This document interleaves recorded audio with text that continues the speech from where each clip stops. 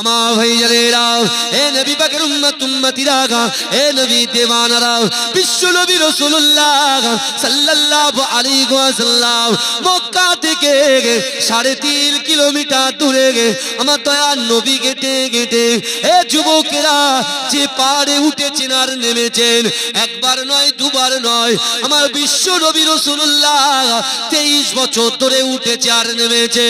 এ যুবকেরা, ওই পাহাড়ের উপরে আল্লাহ পাক জিবরাইলকে পাঠিয়ে দিয়েছে।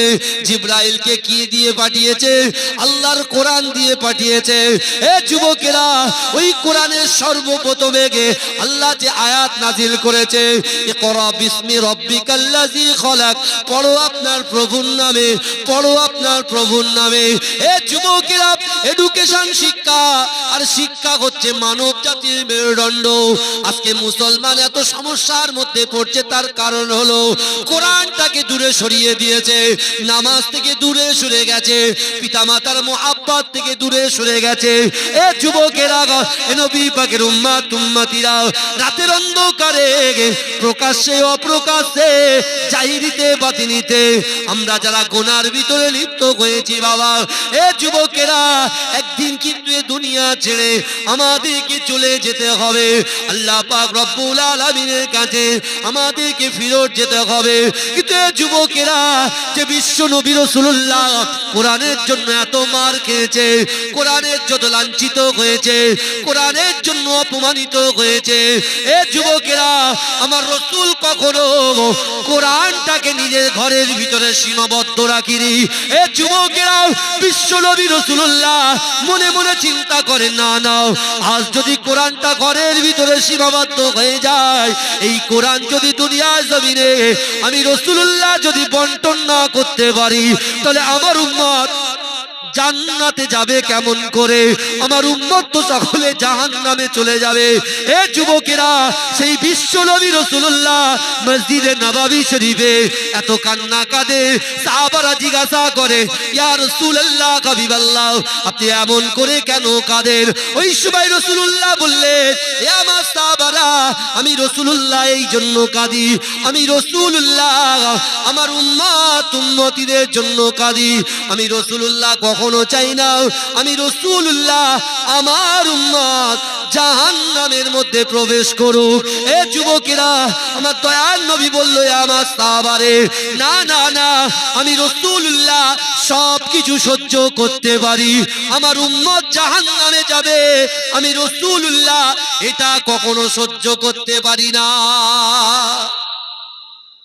জোরে বলেন, জোরে বলা যাবে না সুবহানাল্লাহ। রাসূল বলছে, আমি কোরআনটা যদি ঘরের ভিতরে সীমাবদ্ধ করে রাখি, আজকে আমাদের কাছে যত বড় বড় সমস্যা, সেই বড় বড় সমস্যার সমাধান কিসে আছে বলেন? কথা বলেন না, কিসে আছে? আল কোরআনে আছে। বড় বড় সমস্যা সমাধান হচ্ছে আল কোরআন। কারণ ইসলাম তো জোরপূর্বক আল্লাহর রাসূল তো প্রচার করেননি। আমার রাসূল কখনো ধমকানি চমকানি তরোয়ালের মাধ্যম কি ইসলাম প্রচার করেছেন?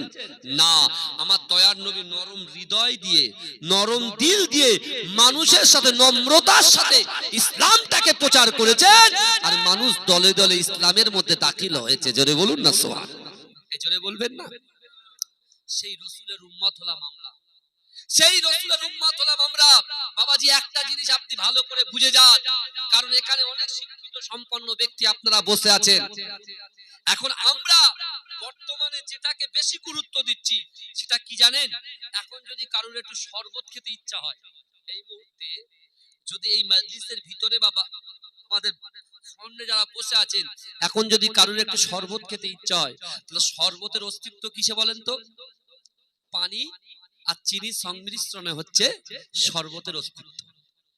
এখন চিনিটাকে যদি আমি বনগা বর্ডারে রেখে আসি, আর পানিটাকে যদি আমি আপনাদের বাগনার গ্রামে একটা ঘরে ঘরবন্দি করে রাখি, তাহলে শরবত জিন্দেগিতে তৈরি হবে? এই কথা বলেন না, কোনোদিন হবে না। তাহলে শরবত তৈরি করতে হলে বনগা থেকে চিনিটাও সুগার মিল থেকে নিয়ে আসতে হবে, আর পানিটাকে নিয়ে সেটাকে সংমিশ্রণ করে সেটাকে দিয়ে শরবত তৈরি হবে। আবার আপনি অনেক ফ্লেভার দিতে পারেন, অনেক রকম ফ্লেভার পাওয়া যায়, সেই ফ্লেভার আপনি দিতে পারেন। তা ঠিক তদ্রুপ একটা মানুষের অস্তিত্ব কিসে? একটা মানুষের অস্তিত্ব হলো বডি এবং তার আত্মা। এই দুটো সমন্বয়ে মানুষের অস্তিত্ব। কথা ঠিক না ভুল? আপনি বলেন তো দেখি, এই বডি তৈরি হলো কিন্তু আত্মা তৈরি হলো না, এই বডির কোনো দাম আছে? দাম নেই। তাহলে এই বডির ভিতরে আত্মা থাকলে তবে বডির দাম আছে। কিন্তু আমার ভাইরা, এখন আপনি বলেন এই বডির থেকে যদি আত্মাটা বেরিয়ে যায়, রুহুটা নিয়ে চলে যায়, তাহলে এই বডিটার নাম কি হয়ে যাবে? কত বলেন? লাশ হয়ে যাবে। কিন্তু আজকে বর্তমান সময়ে এই যে মিনি মার্কেটে ঘোরাফেরা, অবাধ চলাফেরা, বেপরদায় চলাফেরা, এ যুবকেরা ভালো করে বোঝার চেষ্টা করেন। আল্লাহর কোরআন বলছে বিসমিল্লাহির রহমানির রহিম, নাহনু আকরাবু ইলাইহি মিন হাবলিল ওয়ারিদ। আল্লাহ বলছে, বান্দা আমি আল্লাহ তোমার ঘাড়ের শিরা উপশিরার থেকে অতি নিকটবর্তী তোমার সাথে আছি। এ যুবক ভালো করে বোঝার চেষ্টা করো। আজকে আমাদের দুনিয়ায় ওঠা বসা, খাওয়া দাওয়া, অর্থ সম্পদ, গাড়ি বাড়ি, বিল্ডিং বালাখানা যা কিছু দেখছি সব কিন্তু বডির জন্য। কিসের জন্য? বডির জন্য। কিন্তু একটু আগে আমার আগে যে মৌলানা সাহেব ওয়াজ করছিলেন, আলহামদুলিল্লাহ, উনি নামাজের কথা বলছিলেন, হ্যাঁ, কবরের কথা বলছিলেন না? তাহলে একদম বলেন আপনি যে খাওয়া দাওয়া, ওটা পশা, গাড়ি বাড়ি, চাল চলন, বন্ধু বান্ধব, ভালোবাসা, প্রেম প্রীতি সবকিছু কিসের জন্য? বডির জন্য। এখন এই বডির থেকে যখন আত্মাটা বেরিয়ে যাবে, এই বডির আর কোনো কাজ থাকবে বলে মনে হয়? তো মাটি পুরো খেয়ে শেষ করে ফেলবে। তাহলে কাজ থাকবে কিসের? রুহুর। তাহলে রুহুর খাদ্য আপনি দিচ্ছেন তো? আপনার ভিতরে যে নফস আছে, সেই নফসের খাদ্যটা ঠিকঠাক দিচ্ছি তো মা? শুধু জলসা শুনছি, বেরিয়ে যাচ্ছি, কিন্তু কিয়ামতের কষ্ট, কিয়ামতের ভয়াবহতা, কিয়ামতের যে আযাব, এই আযাব কিন্তু আমি আপনি আমরা সহ্য করতে পারবো না। কারণ আমার দয়ার নবী রাসূলুল্লাহ বলেছেন, আমার উম্মত জাহান্নামে যাবে, আমি রাসূল সহ্য করতে পারি না। জোরে বলুন।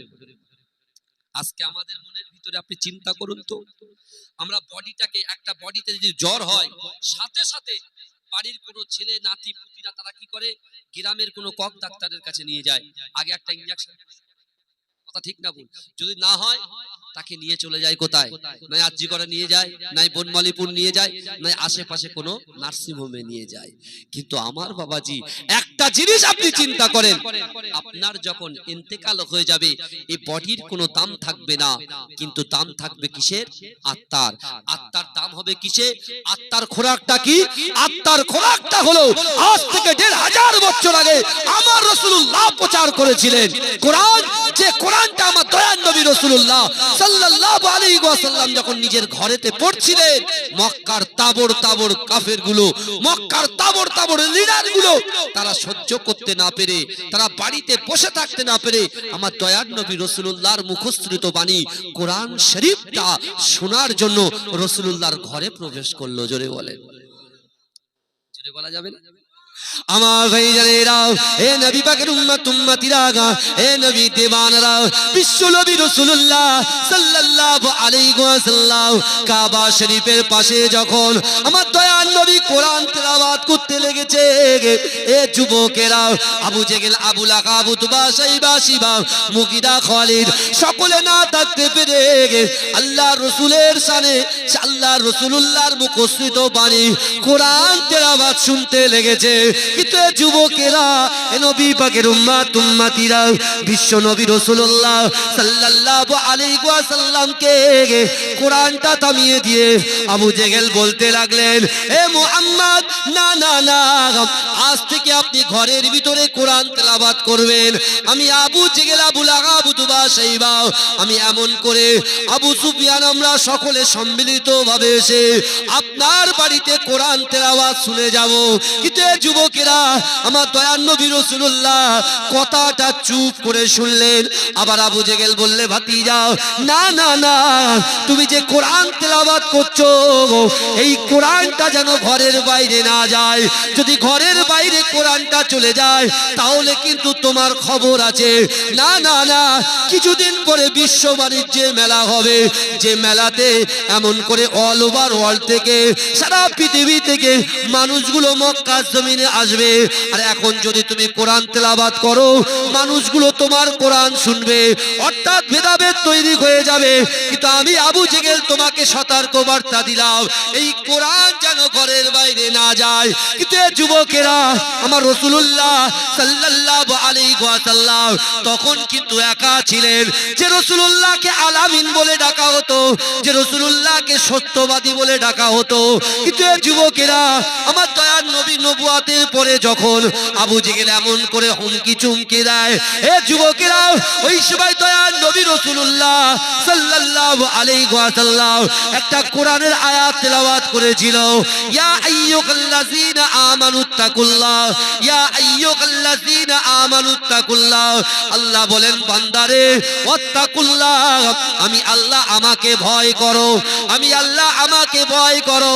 ওই সময় দয়ার নবী সকল কাফেরদের সামনে বলেছিলেন, এ আবু জেহেল, আবু লাহাব, না না না, তোমরা যে কোরআনটাকে ঘরের ভিতরে সীমাবদ্ধ রাখতে চাও, আমি রাসূলুল্লাহ আজ থেকে ওয়াদা করলাম, আমি রাসূলুল্লাহ আজ থেকে সংকল্প করলাম, এই কোরআনটাকে সারা বিশ্বের জমিনে, বিশ্বের ঘরে ঘরে আমি রাসূলুল্লাহ বন্টন করে দেব। জোরে বলবেন না? এ জোরে বলা যাবে না সুবহানাল্লাহ? আমার রাসূলকে চাপাচাপি করার জন্য, রাসূলকে ভয় দেখানোর জন্য মক্কার বড় বড় লিডাররা গোল করে ঘিরে রাসূলকে যখন হুমকি দিলেন, আল্লাহর রাসূল এই কোরআন দিয়ে তার উম্মতকে শিক্ষা দিয়ে গেলেন। আল্লাহর কোরআন দিয়ে সেই উম্মতে মুহাম্মাদি অর্থাৎ মুসলমানদেরকে শিক্ষা দিয়ে গেলেন, যারা শরিয়াত পছন্দ করে, যারা ইসলামের বিধানগুলো পছন্দ করে, ইসলামের যে পাঁচটা ভিত্তি কলেমা, নামাজ, রোজা, হজ, যাকাতকে যারা মান্যতা দেয়, যারা স্বীকার করে, আল্লাহর রাসূল এই কোরআনের বার্তা দিয়ে বলছেন যে দুনিয়ার জমিনে কোন লিডার, কোন নেতা, কাউকে ভয় করা চলবে না। দুনিয়ার জমিনে যদি তুমি মুসলমান হও, তোমার ভিতরে যদি ঈমান থাকে, তাহলে যুবক ভালো করে শুনে নাও, তোমাকে কাকে ভয় করতে হবে? জোরে বলেন, আল্লাহকে ভয় করতে হবে। যে আল্লাহকে ভয় করবে সে কামিয়াবি হাসিল করবে। জোরে বলেন, জোরে বলবেন না? যে আল্লাহকে ভয় করবে। এখন আল্লাহর ভয় আছে, মানুষের ভয়েতে পাগল, সব কোন ঠেসা হয়ে যাচ্ছে, কি হবে কি হবে সব চলে যাচ্ছে। অত সহজ নয়, অত সহজ নয়। শুনেন, আল্লাহ পাক কোরআনে বলছেন, বিসমিল্লাহির রহমানির রহিম, আহাসিবান নাসু আইয়ুতরাকু আইয়াকুলু আমান্না ওয়া হুম লা ইফতানুন। আমার আল্লাহ কোরআনে বলে দিলেন, কি বললেন? আল্লাহ বলছে, কোরআনের আয়াতটা ভালো করে শুনেন। আল্লাহর কোরআনে আল্লাহ বলছে, আহাসিবান নাস আইয়ুতরাকু আইয়াকুলু আমান্না। আল্লাহ বলছে, হে আয় মানুষেরা, তোমরা কি মনে করো, আহাসিবান নাসু আইয়ুতরাকু আইয়াকুলু আমান্না, তোমরা যারা ঈমান এনেছো, এখানে আমরা যারা বসে আছি বাবাজি, আমরা তো সবাই কলেমা পড়েছি, তো কথা বলেন, কলেমা পড়েনি? আমরা সবাই কলেমা পড়েছি। কিন্তু কলেমা আমরা পড়েছি বলে, নামাজ আমরা পড়েছি বলে, কোরআন তেলাওয়াত করেছি বলে আপনার কলিজার ভিতরে ফিকির, আপনার কলিজার ভিতরে অহংকার, অহমিকা, এগুলোকে ত্যাগ করে দিতে হবে। কারণ আল্লাহ বলছেন, তোমরা যারাই মানে এনেছো, তোমরা কি মনে করো আমি আল্লাহ তোমাদেরকে ছেড়ে দেব? অহুম লা ইফতানুন, আমি আল্লাহ কি তোমাদের পরীক্ষা করব না? কে বলছে? আল্লাহ বলছে। তাহলে যা চলছে বর্তমানে সিচুয়েশন, আমি বলছি সমাজদারও কে ইশারায় কাফিয়ে, বর্তমান যা চলছে আমরা চোখে যেটা দেখছি, চোখে যেটা দেখছি, এটা হয়তো আমাদের কাছে পরীক্ষা। কথা ঠিক বলছি না ভুল বলছি? এটা আমাদের কাছে পরীক্ষা। যদি বলেন কেন পরীক্ষা? একটা ইমানদার ব্যক্তিকে আল্লাহ পাঁচটা বিষয়ে পরীক্ষা করবে, যে কোনো একটা তার করবেই করবে। পাঁচটা। ওয়ালা নাবলুয়াকুম বিশাইয়্যিম মিনাল খাউফি ওয়াল জু। বুঝলেন? আল্লাহ প্রথম পরীক্ষা করবে মানুষকে ভয় দেখিয়ে। ভয় দেখে, ভয়টা কি বলেন তো? কেউ ধরেন আমাকে ধরে আমাকে নানান রকম কিছু জিনিস উত্তপ্ত করছে, ওই জায়গায় কিন্তু আপনার ইমানের পরীক্ষা হবে। ওই জায়গাটা আল্লাহ ইমানের পরীক্ষা করবে, যে বান্দা মানুষকে ভয় পায় না আল্লাহকে ভয় পায়, মানুষকে ভয় পায় না আল্লাহকে ভয় পায়। যদি বলেন কেন, আল্লাহর রাসূল সাল্লাল্লাহু আলাইহি ওয়াসাল্লামের একজন সাহাবা ছিল, সে খাটো ছিল, কালো ছিল, পেটে ছিল, তার কোনো বংশ পরিচয় বলতে কিছুই ছিল না। এবং মানুষ রাসূলুল্লাহ সাহাবারা বা মক্কা বা মদিনার মানুষেরা যেটা খেয়ে যেটা বাকি থাকতো, এক্সট্রা যে খাবারটা, সেই খাবারটা এখন ছুঁড়ে দিত, সে কুড়িয়ে কুড়িয়ে খেত। কিন্তু সে রাসূলুল্লাহ সাহাবা, জোরে বলেন, এই জোরে বলবেন না? সে বেটে, সে কালো, সে খাটো, তার কোনো বংশ পরিচয় নেই। তার বংশ পরিচয় বলতে মসজিদে নববী। বিশ্বনবী রাসূলুল্লাহ মসজিদে নববী শরীফে জোহরের নামাজটাকে শেষ করে আল্লাহর রাসূল বেরিয়ে গেলেন। বেরিয়ে গিয়ে দেখতে পাচ্ছেন আল্লাহর রাসূল সাল্লাল্লাহু আলাইহি ওয়াসাল্লামের ওই সাহাবা, যে সাহাবার নাম হচ্ছে হযরতে জুলাইবিব রাদিয়াল্লাহু তাআলা আনহু, তিনি এমন করে দূরের দিকে দাঁড়িয়ে দাঁড়িয়ে মাথাটা হেঁট করে আছেন। আল্লাহ রাসূল কিছু বললেন? আল্লাহ রাসূল কিছু বললেন না। বাবাজি ভালো করে শুনে, এমত অবস্থায় বিশ্বনবী রাসূলুল্লাহ সাহাবা হযরতে বেলাল হুজুর আসরের আজান দিচ্ছেন। ওই আসরের আজানে জুলাইবিব রাসূলুল্লাহর পিছনে দাঁড়িয়ে দাঁড়িয়ে নামাজ আদায় করেছেন। জোরে বলুন না। নামাজ আদায় করার পরে মসজিদে নববী থেকে ঘুরে ওই দূরে একটা জায়গায় জুলাইবিব রাদিয়াল্লাহু তাআলা আনহু বসে আছেন। আর বিশ্বনবী রাসূলুল্লাহ বেরিয়ে এলেন। এই আমার রাসূলুল্লাহর চরিত্র দেখেন, আমার রাসূলুল্লাহর ক্যারেক্টার দেখেন, আমার রাসূলুল্লাহর স্বভাব দেখেন। আমার রাসূল সাল্লাল্লাহু আলাইহি ওয়াসাল্লাম পিছন থেকে গিয়ে জুলাইবিবকে এইভাবে চোখটা ধরেছে। জোরে বলবেন না? হাদিসের ভিতরে লেখা আছে, এই জুলাইবিবের নাম অনেক সাহাবারা তাকে চিনতই না, কিন্তু আমার রাসূলুল্লাহ হাজার সাহাবাদের ভিতরে জুলাইবিবকে ঠিক চিনে রেখেছিল। জোরে বলুন না সুবহানাল্লাহ।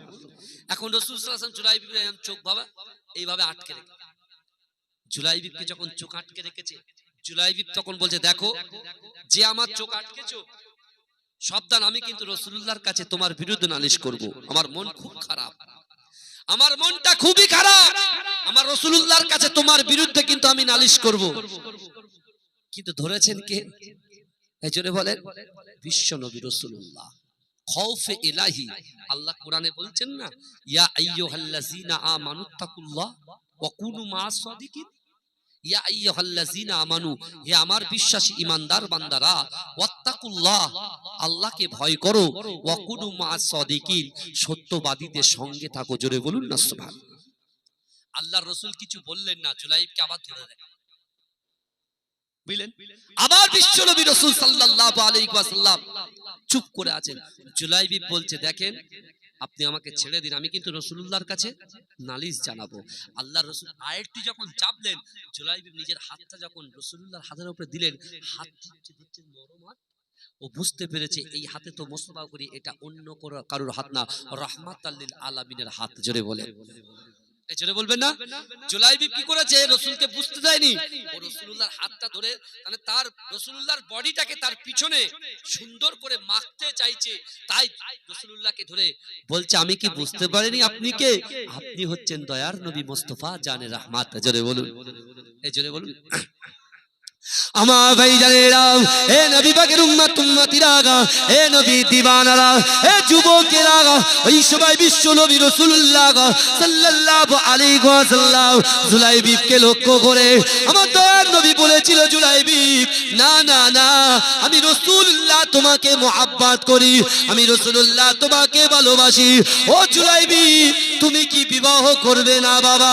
ওই সময় জুলাইবিব বলতে লাগলো, ইয়া রাসূলুল্লাহ, ইয়া হাবিবাল্লাহ, হুজুর, না না না, আমার কোনো বংশ পরিচয় নাই, আমি বেটে, আমি খাটো, আমি কালো, আমি কুৎসিত, আমার কোনো অস্তিত্ব নাই, আমার কোনো সম্মান নাই।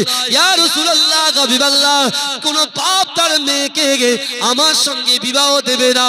কিন্তু ইয়া রাসূলুল্লাহ, আমার সংকল্প আছে, আমার নিয়ত আছে আল্লাহকে ভয় করব, রাসূলুল্লাহকে মুহাব্বত করব।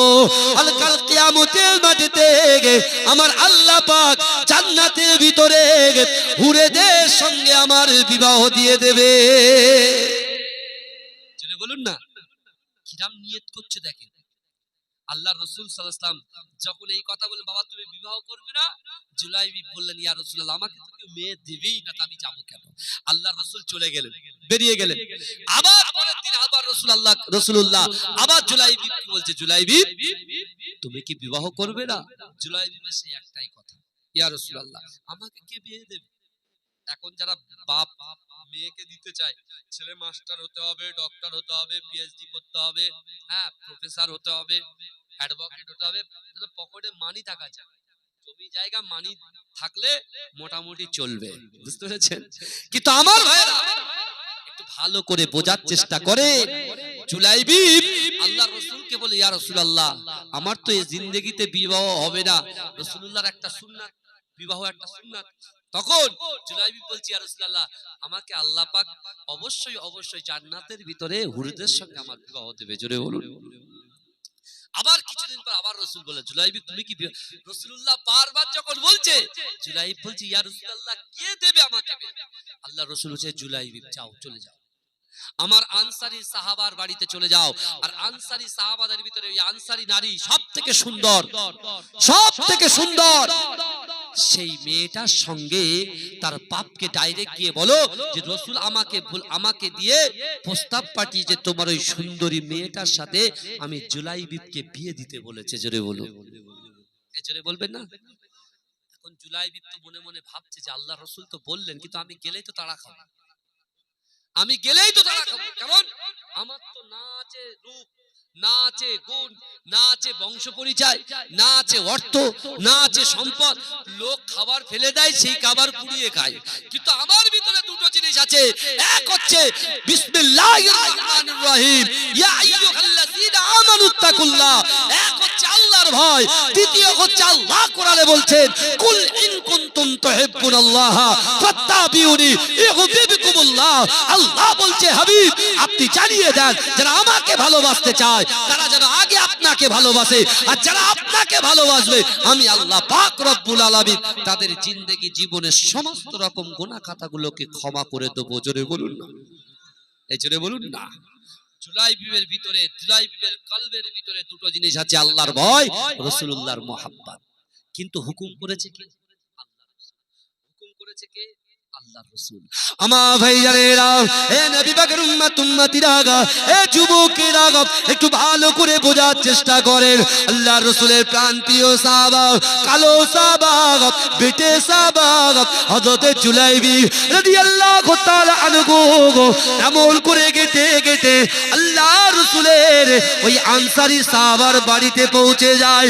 এ যুবকেরা, এ নবী পাকের উম্মতিরা ওই আনসারী সাহাবার বাড়িতে গিয়ে এমন করে দরজায় আঘাত করতে লাগলেন। আল্লাহ রাসূলের সাহাবা, আল্লাহ রাসূলের আনসারী সাহাবা ঘর থেকে বার হয়ে এসেছে। এ যুবকেরা, আল্লাহ রাসূলের কালো সাহাবা, আল্লাহ রাসূলের বেটে সাহাবা হযরত জুলাইবি রাদিয়াল্লাহু তাআলা আনহু ওই আনসারী সাহাবাকে লক্ষ্য করে বলেছেন, হে আল্লাহ রাসূলের সাহাবা, আল্লাহর রাসূল আমাকে পাঠিয়েছে আপনার মেয়ের সঙ্গে আমি জুলাইবিকে বিবাহ দিতে বলেছে। যে এই কথা বলেছে আনসারী সাহাবা বলছে, না না না, এটা কোশ্চিন কালে এটা হতে পারে না, এটা আমার কাছে অসম্ভব। তোমার কাছে না আছে বংশ পরিচয়, না আছে বিল্ডিং বালাখানা, না আছে তোমার রূপ, না আছে তোমার গুণ, না না না, তোমার সঙ্গে আমার মেয়ের বিবাহ দেব না। এ যুবকেরা, আল্লাহ রাসূল যে প্রস্তাবটা পাঠিয়েছে আনসারী সাহাবা খণ্ডন করেছে। এ যুবকেরা, ওই আনসারী সাহাবার স্ত্রী পিছন থেকে জোরে জোরে চিল্লে বলে, না না না, জুলাইবিবের সঙ্গে আমার মেয়ের বিবাহ দেওয়া যাবে না। কিন্তু আমার ভাইজানেরা, হে নবী পাকের উম্মতিরা, একটু ভালো করে বোঝার চেষ্টা করেন। ওই সময় জুলাইবি রাদিয়াল্লাহু তাআলা আনহু মনটা খারাপ করে চোখ ভরা পানি নিয়ে যখন সে ফিরে আসবে, এমতো অবস্থায় ওই আনসারী সাহাবার যে মেয়েটার সঙ্গে, যে নারীর সঙ্গে বিবাহের কথা, প্রস্তাবের কথা আমার বিশ্ব নবী রাসূলুল্লাহ বলেছিলেন, এ যুবকেরা, ওই নারীটা নিজের কর্ণগোরে সব কথা শুনতে পেয়েছে। সে তখন পিতা মাতাকে বলছে, না না, এটা কি করে সম্ভব যে রাসূলুল্লাহর জন্য ঈমান পেয়েছেন, যে রাসূলুল্লাহর জন্য দ্বীন পেয়েছেন, যে রাসূলুল্লাহর জন্য শরিয়াত পেয়েছেন। আগে আপনি চিন্তা করুন, জুলাইবি কালো কি ফর্সা, তার অর্থ আছে কি, সম্পদ আছে কি নাই, ওটা দেখা চলবে না। আপনারা মনে মনে ভাবছেন জুলাইবি নিজে প্রস্তাব নিয়ে এসেছে, কিন্তু এই প্রস্তাবটা তো জুলাইবির নিজের নয়। এই প্রস্তাবটা হলো আমার আল্লাহ পাক যাকে সৃষ্টি না করলে দুনিয়ায় কিছুই সৃষ্টি হতো না, সেই আল্লাহ পাক রব্বুল আলামিন দয়ার নবী মুস্তাফা সাল্লাল্লাহু আলাইহি ওয়াসাল্লাম স্বয়ং নিজে এই প্রস্তাবটা পাঠিয়েছে। চলে বলেন, মেয়ে তখন বাপকে শিক্ষা দিচ্ছে। প্রথমে আয়াত বলেছিলাম, ইকরা বিসমি রাব্বিকাল্লাযী খলাক, ইকরা বিসমি রাব্বিকাল্লাযী খলাক বলেছিলাম না, পড়ো আপনার প্রভুর নামে। এডুকেশন, শিক্ষা, শিক্ষা হচ্ছে মানব জাতির মেরুদণ্ড। কিন্তু আজকে সেই শিক্ষাটাকে আমরা উল্টে দিয়েছি, শিক্ষাটাকে উল্টে দিয়েছি, শরিয়াতটাকে নিজের মতো, যার যেমন ইচ্ছা সব নিজের মতো ঢুকিয়ে দিয়েছি। শরিয়াতটা কারোর সম্পত্তি নয়। এ যুবকেরা, বিশ্বাস করে, শরিয়াত আমার রাসূল সাল্লাল্লাহু আলাইহি ওয়াসাল্লাম আমাদের কাছে যে দিয়েছেন, যে দ্বীনটা পৌঁছে দিয়েছেন, যে কোরআনটা পৌঁছে দিয়েছেন, আজকে মুসলমানদের কাছে সবথেকে বড় সমস্যা তৈরি করছে এই কারণে, কারণ মুসলমান কোরআনকে এখন বস্তাবন্দি করে দিয়েছে, ঘরবন্দি করে দিয়েছে, আর নামাজটা ওদের কোনো ব্যাপারই না। ওরা মনে করেছে জুম্মার দিন এক সপ্তাহ ওই নামাজে যাব, সবার শেষে যাব, আর সবার আগে পালাবো, আর খুতবা শোনা ওয়াজিব, ওই জায়গায় গিয়ে একে কাটিয়ে মারছে, ওকে কাটিয়ে মারছে। কথা ঠিক বলছি না ভুল বলছি? আপনি বলেন তো, আমার যুবক ভাইরা, আপনি দেখুন জুলাইবিবের বয়স কিন্তু 30 বছরের নিচে।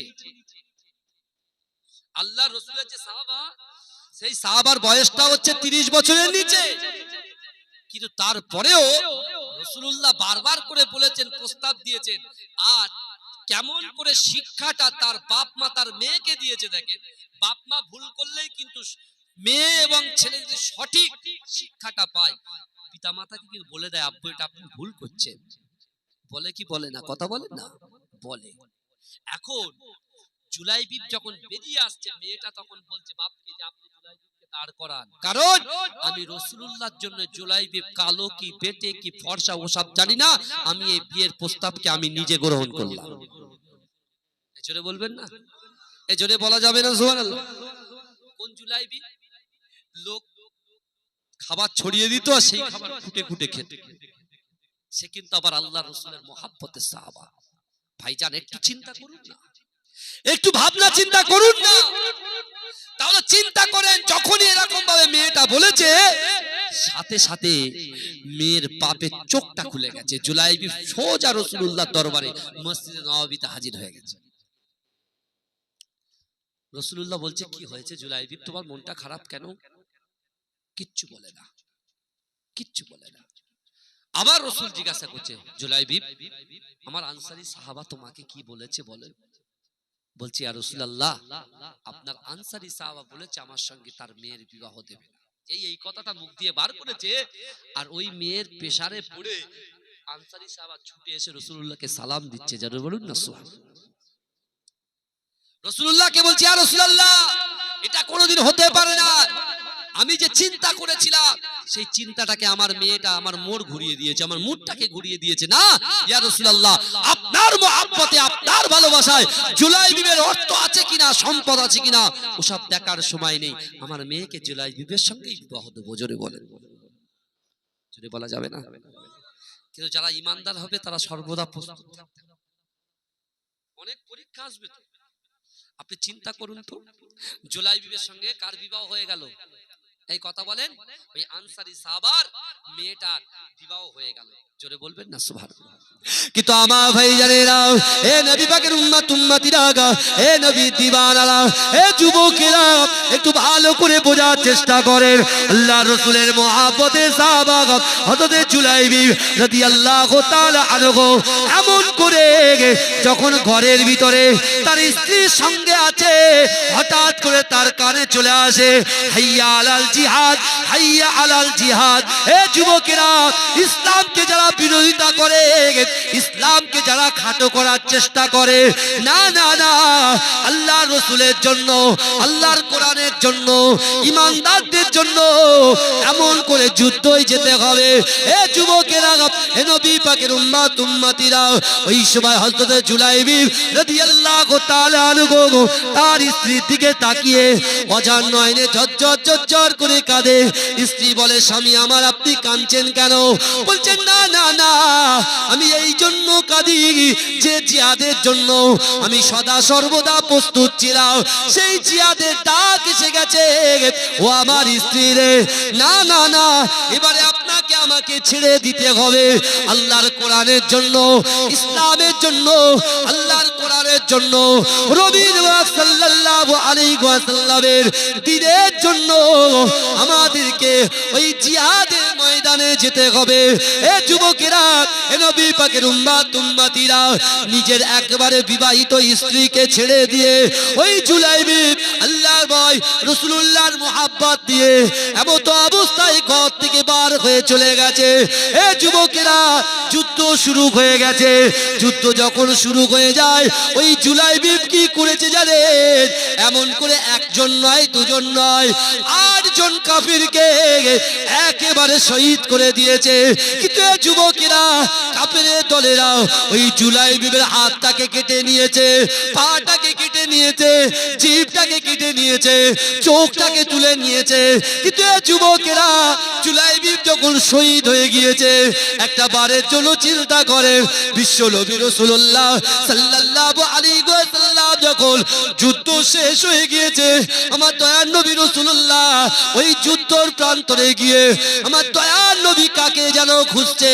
আল্লাহ রাসূলের সাহাবারা সকলে বলছি, ইয়া রাসূলুল্লাহ, ইয়া হাবিবাল্লাহ, হুজুর আপনার এই সাহাবা দেখেন শহীদ হয়ে পড়ে আছে, আপনার ওই একজন সাহাবা দেখেন শহীদ হয়ে পড়ে আছে, আপনার ওই দেখেন একজন সাহাবা শহীদ হয়ে পড়ে আছে। এ যুবকেরা, কেউ জুলাইবির নামটা বলছে না।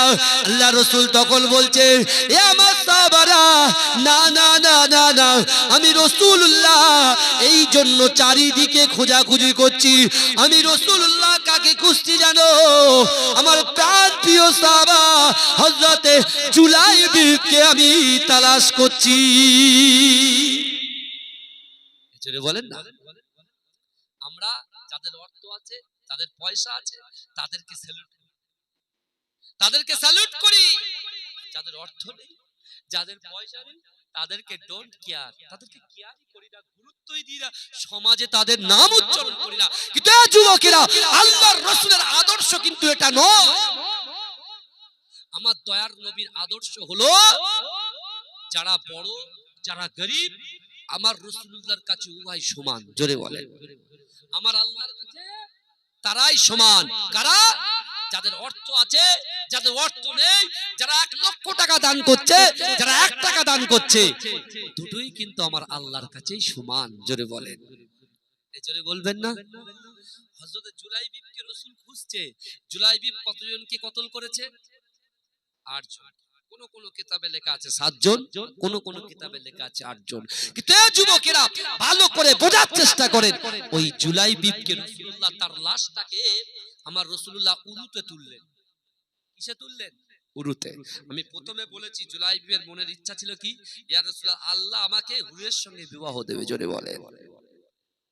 আমার ভাইজানেরা, এ নবী পাকের উম্মতিরা, এ যুবকেরা, একটু ভালো করে বোঝার চেষ্টা করেন বাবা। বিশ্ব নবী রাসূলুল্লাহ জুলাইবিকে যখন কোলে তুলে নিয়েছে, উরুর উপরে তুলে নিয়েছে, এ যুবকেরা, আমার দয়ার নবী সাহাবারা দেখতে পাচ্ছে, আমার দয়ার নবী মুখটা ডান দিকে ঘুরিয়ে নিয়েছে। আল্লাহ রাসূলের সাহাবারা আল্লাহ রাসূলকে জিজ্ঞাসা করেছে, ইয়া রাসূলুল্লাহ, ইয়া হাবিবাল্লাহ, হুজুর আপনি ডান দিকে কেন মুখটা ঘুরিয়ে নিলেন? আপনি ডান দিকে কেন মুখটা ঘুরিয়ে নিলেন? আল্লাহ রাসূল বলছে, না না না, আল্লাহ পাক রব্বুল আলামিন আমার জুলাইবিবের উপরে এত খুশি হয়ে গিয়েছে, এত রাজি হয়ে গেছে, এত খুশি হয়ে গেছে, এত রাজি হয়ে গেছে আমার জুলাইবিবের সঙ্গে সাক্ষাৎ করার জন্য আল্লাহ পাকের জান্নাতের হুরেদের ঘোরাঘুরি শুরু হয়ে গেছে। এজন্য বলেন, তা আমি যখন জুলাইবিবকে বিবাহের প্রস্তাব দিয়েছিলাম, জুলাইবিব লজ্জাবোধ করত, অর্থাৎ বিয়ের কথা শুনলে আমি রাসূলুল্লাহর সামনে জুলাইবিব একটু লজ্জাবোধ করত, তাই আমি রাসূলুল্লাহ আমার মুখটাকে ঘুরিয়ে দিলাম যাতে আমার জুলাইবিব যেন লজ্জাবোধ না করে। জোরে বলুন, এ জোরে বলবেন না? তাহলে আপনি চিন্তা করে আমেরিকা আর ইউরোপকে সাথে নিয়ে যেভাবে ইসরায়েল ফিলিস্তিনের উপরে অ্যাটাক করছে, যুবক আজকে আমি তুমি কম্বলের ভিতরে ঘুমাতে পাচ্ছি, আমি তুমি খেতে পাচ্ছি, কিন্তু আমার ভাইরা আজকে ফিলিস্তিনের মুসলমানদেরকে দেখে আসেন, তাদের কাছে কম্বল নাই, তাদের কাছে খাবার নাই, তাদের কাছে পানি নাই, ছেলেগুলো ঠক ঠক করে কাঁপছে, বুঝতে পেরেছেন? তা তাদের কাছে গিয়েছে, কে গিয়েছে? প্রেসের লোকেরা গিয়েছে। এই প্রেসের লোকেরা গিয়ে বাচ্চা বাচ্চা যুবকের মুখের কাছে মাইক নিয়ে বলছে যে কি ব্যাপার বলো তো, এত অ্যাটাক করছে তারপরে তোমরা কেন ফিলিস্তিন ছেড়ে চলে যাচ্ছ? এত মারছে, এত ধরছে, তোমরা কেন ফিলিস্তিন ছাড়ছো না? সেই যুবকগুলো বলছে, না না না, আমরা জীবন দিতে রাজি আছি, আমরা জীবন দিতে রাজি আছি, আমাদের সে সম্বলটুকু, যে ঘরটুকু বেঁচে আছে, যে জায়গাটুকু বেঁচে আছে, যে ব্যবসাগুলো বেঁচে আছে, সবকিছু আল্লাহর রাস্তায় কুরবান করতে রাজি আছি, কিন্তু বাইতুল মুকাদ্দাসকে ছাড়তে রাজি নয়। জোরে, এই জোরে বলেন, কেন বলেন? কেন বাইতুল মুকাদ্দাসকে ছাড়তে রাজি নয়? আল্লাহর কোরআনে পড়েননি, সুবহানাল্লাযী আসরা বিআবদিহি লাইলাম মিনাল মাসজিদিল হারাম ইলাল মাসজিদিল আকসা। কাবা শরীফ থেকে মসজিদুল হারাম, এই সেই বাইতুল মুকাদ্দাস মসজিদে এক রজনীতে আল্লাহ নিয়ে গিয়ে ওখান থেকে আমার রাসূলুল্লাহর সঙ্গে আল্লাহ সাক্ষাৎ করলেন, আমার রাসূল জান্নাত দেখলেন, জাহান্নাম দেখলেন, আমার রাসূলকে মুহাব্বত করে ভালোবেসে আল্লাহ পাক উপঢৌকন কি দিলেন? আকিমুস সালাহ, নামাজ দিলেন। জোরে বলেন, জোরে হবে না? সুবহানাল্লাহ। একটু দরুদ শরীফ পড়ুন। আল্লাহ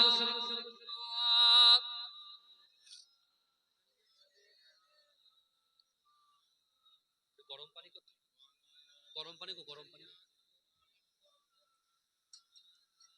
আল্লাহুম্মা সাল্লি আলা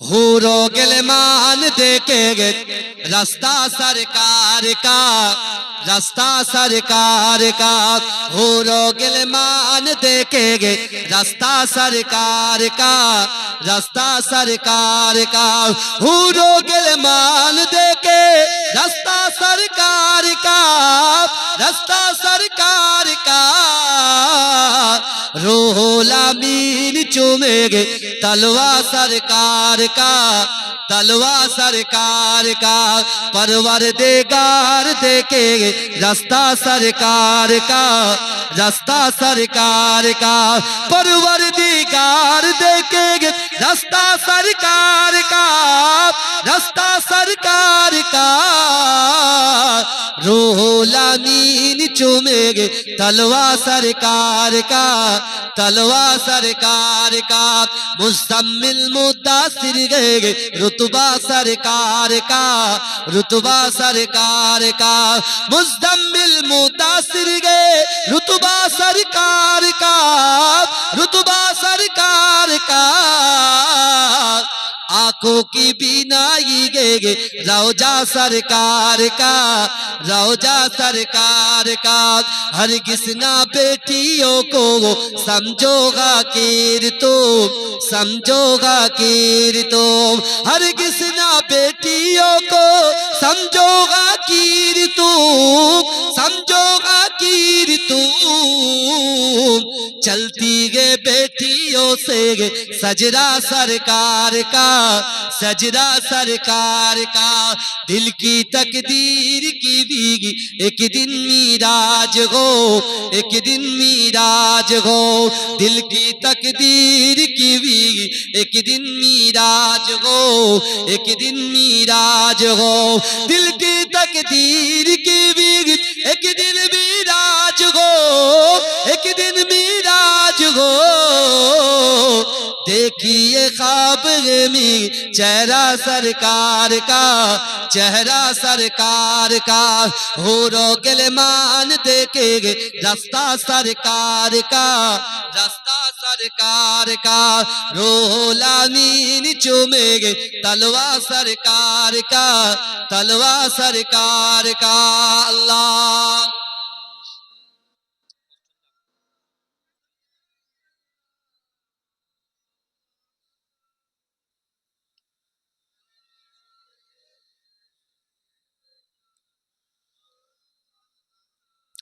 আমার বাবাজিরা ভাইরা, ওয়াজ কিছু বোঝা যাচ্ছে তো নাকি? যে কোরআনের আয়াতগুলো আমি বললাম সেই আয়াতের সাথে সামঞ্জস্য পাচ্ছেন তো?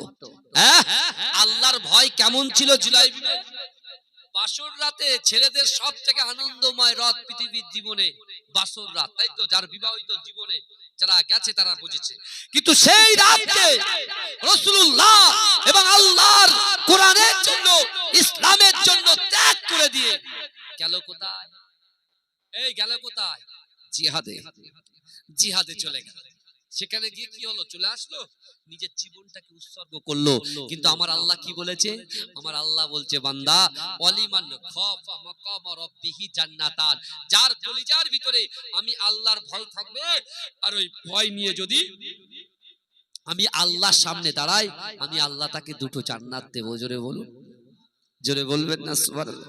ভাইজান, আমরা যে গুনাহ করি দুনিয়ার জমিনের উপরে, দুনিয়ার জমিনের উপরে আমরা প্রচুর গুনাহ করি। আমরা মানুষের দিকে শুধু আঙুল তুলি, এই লোকটা ভুল করছে, ও ভুল করছে, ও ভুল করছে। কিন্তু বাবাজি, আপনি যখন কারোর দিকে আঙুল তুলবেন, তিনটা আঙুল কিন্তু আপনার দিকে আছে। কথা ঠিক বলছি না ভুল বলছি? আল্লাহ কোরআনে বলছে, বান্দা তোরা যা করিস, যা দেখিস, যা ভাবিস, আমি আল্লাহ সবকিছু অবগত। জোরে বলে, জোরে বলবেন না সুবহানাল্লাহ? আল্লাহ বলছে সব অবগত, আমি সব জানি। আগামী 5 বছর পরে তুই কি ভাববি, কি চিন্তা করেছিস, সব খবর আমার আল্লাহর কাছে আছে।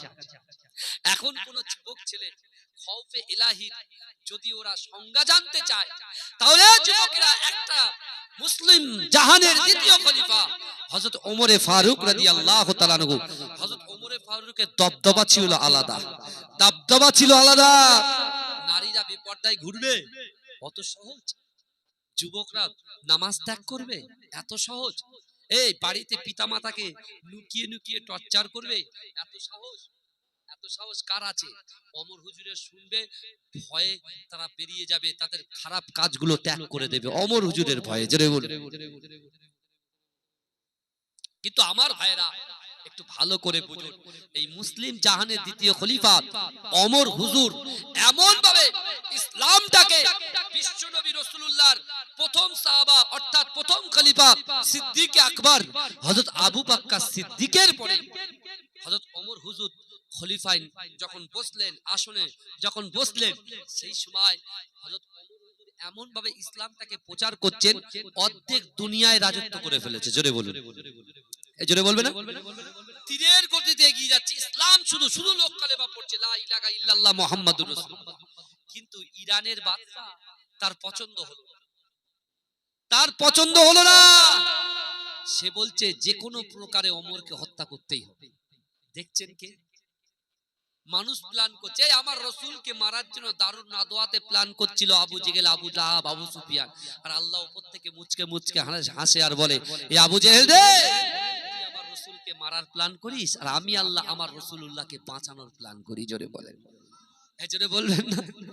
এখন ওমরকে মারার প্ল্যান করছে ইরানের বাদশা। এখন ইরানের বাদশাটা কিলারকে ভাড়া করেছে, তাকে বলেছে, যাও তুমি যদি ওমরের মাথাটা আনতে পারো, মুসলিম জাহানের দ্বিতীয় খলিফা ওমরের মাথাটাকে যদি তুমি আনতে পারো, তাহলে আমি আমার রাজ্যের অর্ধেক রাজত্ব তোমাকে দিয়ে দেব। অনেক মানুষের তো লোভ আছে, লোভে সব বেকার হয়ে যাচ্ছে। লোভ এমন হয়েছে, লাখে 2,500 টাকা জাকাত দিতে হয়, 1 লাখে 2,500 টাকা জাকাত দিতে হয়। এখন বলছে দূর তেরিকা, এখন 10 লাখ টাকা আমার কাছে আছে, বা এখন আমার কাছে 4 লাখ টাকা আছে, তাহলে 2.5 5 5 5 10 10,000-এ অনেক কিছু হবে। দূর তেরিকা, লোক তো দেখতে পায় না আমি জাকাত দিচ্ছি কি দিচ্ছি, ফকিরকে 1 টাকা হাতে ধরিয়ে দিচ্ছে। আল্লাহ বলছে তুই আয়, তোর ব্যবস্থা আমি আল্লাহ ঠিক করে রেখেছি। কিভাবে যে মাজা ঘষা করব, হ্যাঁ, কসবাইট দিয়ে নয়, আমি আল্লাহ অন্য রকম ভাবে মাজা ঘষা করব। তাই আল্লাহ সাবধান করছেন যে তুমি লুকিয়ে লুকিয়ে যে গুনাহগুলো করছো, আমি আল্লাহ তোমাকে বলছি বিসমিল্লাহির রহমানির রহিম, নাহনু আকরাবু ইলাইহি মিন হাবলিল ওয়ারিদ। বান্দা, আমি আল্লাহ তোমার ঘাড়ের শিরা উপশিরার থেকে অতি নিকটবর্তী, তোমার সাথে থাকি। জোরে বলুন, এই জোরে বলবেন না? চিন্তা করে আল্লাহ বলছেন তোদের সাথে আমি আল্লাহ থাকি। আমার মায়েরা যখন কিচেন রুমে রান্না করে, স্বামী চলে যায় কাজে, ছেলে চলে যায়, মেয়ে চলে যায় স্কুলে, মা তখন ঘরের ভিতরে একা একা থাকে আর মনে মনে ভয় পায়, এই হয়তো কেউ আসবে, এই হয়তো কেউ আসবে। আল্লাহ বলছে বান্দি, তুই কোরআন পড়িস না, কোরআন সম্পর্কে জ্ঞান রাখিস না, আমি আল্লাহ কোরআনে বলছি তোর সাথেই আছি। আমি আল্লাহ, তুই মনে করছিস কেউ নেই, কিন্তু আমি আল্লাহ তোর সাথে আছি, তুই ঘাবড়াস না। জোরে বল, জোরে বলবেন। আল্লাহ দয়া দেখেছে, আল্লাহর মায়া দেখেছে, হ্যাঁ, বান্দাকে কতটা ভালোবাসে। এই দেখতে পাচ্ছেন না, আজকে এই গ্রামে এতগুলো মানুষ বাস করে, সবার নসিবে কি এই মজলিসে বসার সুযোগ নসিব হয়েছে কি? না। তা আপনাদের কপাল ভালো, আপনাদের কপাল ভালো। হয়তো এখানে অনেকে বেনামাজি থাকতে পারে, হয়তো এখানে অনেক জেনাকারী বসে থাকতে পারে, হয়তো এখানে অনেক সুদ নেওয়ালা লোক বসে থাকতে পারে, হয়তো এখানে অনেক পরকিয়া কারণেওয়ালা লোকেরাও বসে থাকতে পারে। তো বিশ্বাস করুন, আল্লাহ যে আপনাকে এই জান্নাতের বাগান পর্যন্ত পৌঁছে দিয়েছেন, তার মানে আমরা কি করি, মানুষকে ব্যঙ্গ করি। এই কথা ঠিক বলছি না? একজন নামাজ পড়ে না, বলে নামাজ চোর যাচ্ছে, নামাজ চোর, ব্যঙ্গ করি। যে যাচ্ছে মদ খায় তাকে বলে এই দেখ মদ খোর যাচ্ছে, ছ্যা মদ খোর যাচ্ছে, ওই দেখ সুদ খোর যাচ্ছে, বলে কি বলে? ওই দেখ জিনা খোর যাচ্ছে, এরকম বলে কি বলে না? কথা বলেন বাবাজি। কে বলেছে তোমার এইসব কথাগুলো বলতে? কে বলেছে তোমাকে এই কথাগুলো বলতে?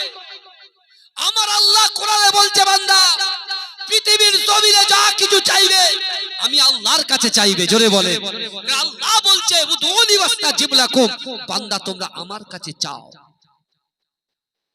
আবার আল্লাহ বলছে, বান্দা লা তাকনাতু মির রাহমাতিল্লাহ, বান্দা আমার রহমত থেকে নিরাশ হয়ে যাস না।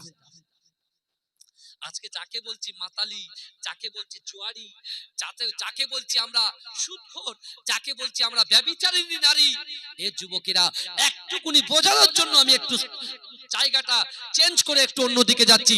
হযরতে একজন উসমানীয় শাসন আমলের বাদশা,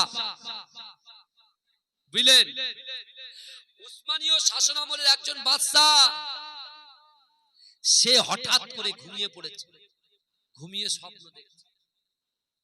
ঘুমিয়ে স্বপ্ন দেখছে, কি স্বপ্ন দেখতে জানেন? স্বপ্ন দেখে চোখ খুলে দেখছে গা দিয়ে তরতর করে ঘাম বার হচ্ছে, এত ঘাম বার হচ্ছে, এত ঘাম বার হচ্ছে। সে তখন তার উজিরকে ডেকে বলছে, এই শিগগিরই ঘোড়া রেডি কর। বলে কেন? বলে শিগগিরই ঘোড়া রেডি করো। যে ঘোড়া এই জন্য রেডি করতে বলছি, কেন আমার রাজত্বে মানুষ ঠিকঠাক ভাবে খেতে পাচ্ছে কিনা, উঠতে পারছে কিনা, বসতে পারছে কিনা, আমি সেটা দেখতে চাই। জোরে বলুন, এই জোরে বলুন না সুবহানাল্লাহ। বুঝলেন না? সে বলছে আমি দেখতে চাই। এতদিন কোথায় ছিল সে? এখন বলছে কেন? আল্লাহ এমন একটা দাঁড়ানোওয়ালা খব, এমন একটা দাঁড়ানোওয়ালা স্বপ্ন আল্লাহ দেখিয়েছে, তার দিলের টনকটা নড়ে গেছে। তার দিলের টনকটা কি করেছে? নড়ে গেছে। এ যুবকেরা ভালো করে বোঝার চেষ্টা করেন, সেই ব্যক্তি এমন করে চিন্তা করছে, সেই ব্যক্তি চিন্তা করছে যে এরকম স্বপ্ন আমি কেন দেখব। বুঝলেন না? এবারে তিনি কি করছেন জানেন? তিনি যখন উজিরকে বললেন যে একটা ঘোড়া প্রস্তুত করো, সে ঘোড়া প্রস্তুত করে দিল। এখন সে ঘোড়ার উপরে সওয়ার হয়ে যেতে লাগলেন। এখন সুলতান সুলেমান সে যখন যাচ্ছে, বুঝলেন, গিয়ে দূরে দেখছেন একটা লাশ পড়ে আছে।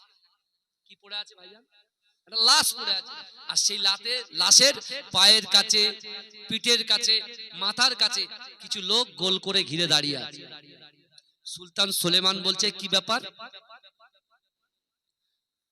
সুলতান সুলেমান কানুনি বলছে কি ব্যাপার?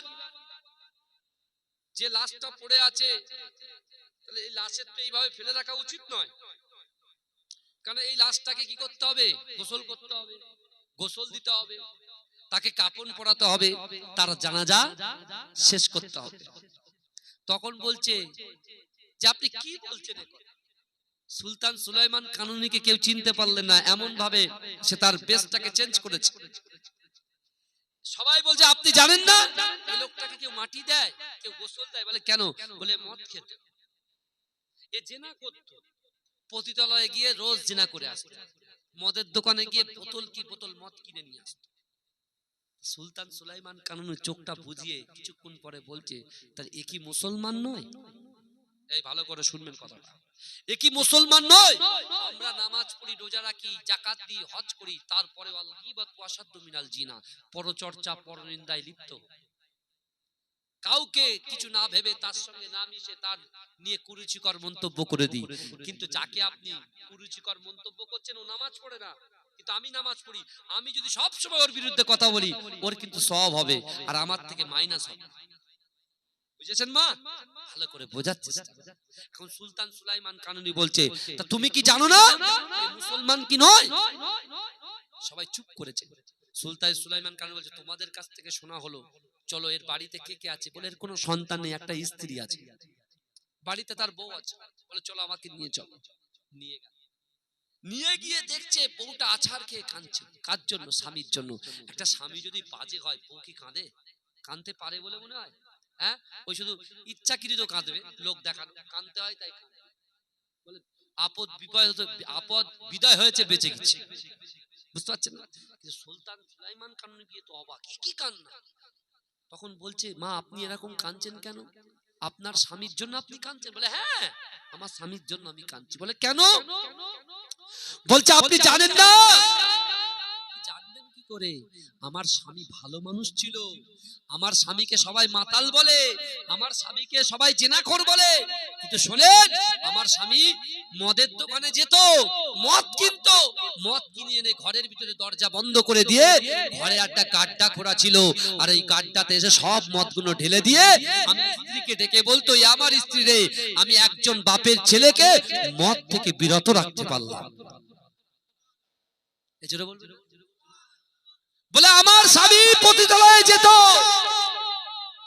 পতিতালয়ে গিয়ে ওই জিনাকারী নারীর হাতে টাকা তুলে দিত, পয়সা তুলে দিত, দিয়ে বলতো, মা তুই আর জিনা করিস না, জিনাটা হচ্ছে হারাম জিনিস, গুনার কাজ, মা তুই এই টাকা নিয়ে বাড়ি চলে যা, মা তুই আর জিনা করিস না। যখন ওই মহিলাটা টাকাটা নিয়ে বাড়িতে চলে যেত, আমার স্বামী বাড়িতে এসে আমাকে এসে হাত ধরে বলতো, ও আমার স্ত্রী, জানো একটা ছেলেকে জিনা থেকে বিরত রাখতে পারলাম। জোরে বলবেন না? সুলতান সুলাইমান কানুনির স্ত্রী বলছে, আপনি কি জানেন আমি আমার স্বামীকে বারবার নিষেধ করেছিলাম, তুমি মদের দোকানে ওইভাবে মদ এনে তুমি এইভাবে ঢেলে দিচ্ছ, এইভাবে টাকাগুলো নিয়ে তুমি পতিতালয়ের নারীর হাতে তুলে দিচ্ছ, একদিন কিন্তু তুমি মারা যাবে, সেদিন কেউ তোমার জানাজা পড়বে না, কেউ তোমার জানাজার কাছে আসবে না, কেউ তোমাকে গোসল দেবে না, কেউ তোমাকে ফিরেও তাকাবে না। কিন্তু আমার স্বামী কাঁদতে কাঁদতে ফকর করে বলেছিল যে আমি তাওয়াক্কালতু আলাল্লাহ, আল্লাহর উপরে ভরসা করে বলছি, এই রাজত্বের সবচাইতে বড় রাজা সুলাইমান কানুনি আসবে, সে এসে আমার খবর নেবে, আমার খবর নেবার পরে আমার জানাজার ইমাম সেই সুলতান সুলাইমান কানুনি হবে। জোরে বলবেন না? এই জোরে বলা যাবে না। কিন্তু যার সঙ্গে লালিশটা করছে সে কে? সে স্বয়ং সেই রাজ্যের রাজা সুলতান সুলাইমান কানুনি। আমার ভাইজানেরা, এ নবী পাকের উম্মত উম্মতিরা, এ নবী দিওয়ানারা, সুলতান সুলাইমান কানুনি ওই নারীর কথা শুনে অজনরে ঝরঝর করে কাঁদতে লাগে। এ যুবকেরা, এ নবী পাকের উম্মত উম্মতিরা, ওই সুলতান সুলাইমান কানুনি ওই স্ত্রীটাকে লক্ষ্য করে বলেছে, না না না, আমার আল্লাহ পাক রব্বুল আলামিন যে ওয়াদা করে, আমার আল্লাহ পাকের বান্দা আল্লাহর কাছে যেটা চায়, সেই বান্দা যদি আল্লাহকে খুশি করার জন্য করে, আল্লাহ রাসূলুল্লাহ মুহাব্বত দিয়ে করে, আমার আল্লাহ পাক তার চাওয়াটাকে তার পাওয়াটাকে কবুল করে নেয়। এ যুবকেরা, ওই সময় সুলতান কানুনি বলেছিল, না না না, আমি অন্য কোন পথের প্রতীক নয়, আমি গোলামী রাজত্বের বাদশাহ সুলতান সুলাইমান কানুনি, আমি আপনার কাছে এসেছি। শোনেন শোনেন, আপনার স্বামী মুখ দিয়ে যে কথাটা বলেছিল, আমার আল্লাহ পাক আসমানের উপরে সেই কথাটাকে কবুল করে নিয়েছে। আমি আপনার জানাজা, আপনার স্বামীর জানাজার ইমামটা আমি সুলতান কানুনি নিজেই হয়ে যাব। জোরে বলেন, জোরে বলা যাবে না? আল্লাহ কোরআনে কি বলছেন? ইন্নাল্লাহা লা ইগাইয়িরু মা বিকওমিন হাত্তা ইগাইয়িরু মা বিআনফুসিহিম। আমার আল্লাহ বলছে, যে জাত যে কওম নিজে পরিবর্তন হবার চেষ্টা করে না, আমি আল্লাহ ওই জাতি ওই কওমকে কখনোর জন্য পরিবর্তন ঘটাই না। একটু দরুদ শরীফ পড়েন, আল্লাহুম্মা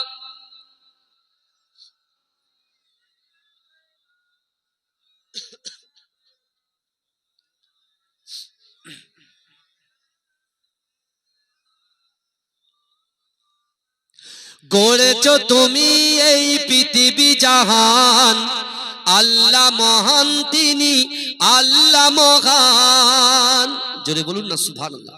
এই জোরে বলা যাবে না, এই চিৎকার দিয়ে বলা যাবে না। নারে তাকবীর, নারে তাকবীর।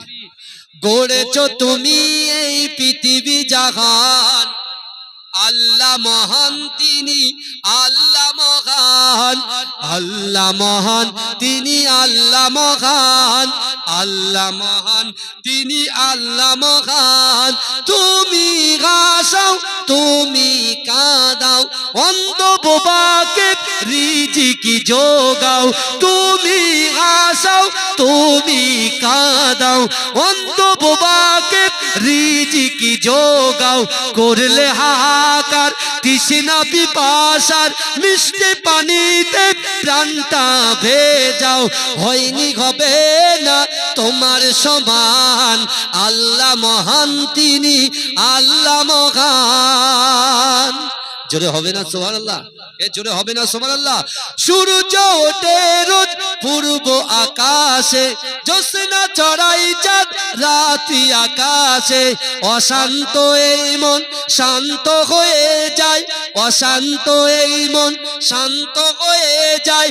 তোমারই দেওয়া বৃষ্টি বাতাসে, হয়নি হবে না তোমার সমান, আল্লাহ মহান তিনি আল্লাহ মহান, আল্লাহ মহান তিনি আল্লাহ মহান, আল্লাহ মহান তিনি আল্লাহ মহান। তুমি বাঁচাও তুমি মরণ দাও, পড়লে বিমারে তুমি শেফা দাও। তুমি বাঁচাও তুমি মরণ দাও, পড়লে বিমারে তুমি শেফা দাও। কথা ঠিক না ভুল? এই কথা ঠিক না ভুল? হ্যাঁ, তাই বলছে, তুমি বাঁচাও তুমি মরণ দাও, পড়লে বিমারে তুমি শেফা দাও। ধনী গরিব হয় তব ইশারায়, গরিব ধনী হয় যদি তুমি চাও। হয়নি হবে না তোমার সমান, আল্লাহ মহান তিনি আল্লাহ মহান। আল্লাহুম্মা সাল্লি আলা। মাইক আলা ভাই, এবার আমার কাছে আসতে হবে। অনেকক্ষণ আমি চেষ্টা করছি নিজেকে সংযত রাখার, কিন্তু আর পাচ্ছি না। তাড়াতাড়ি আসে।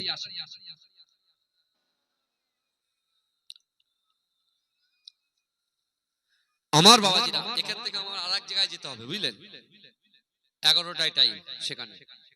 কিন্তু আমার ভাইরা, এমনি দুটো জলসা করি না, তারপরে হয়ে যায়, কিছু করার নেই, বুঝলেন? ছাড়ে না তা কি করবো? ভাইজান একটু টোনটা বাড়াও, আমার গলা টানছে, ফিডব্যাক কিছু দাও আমাকে।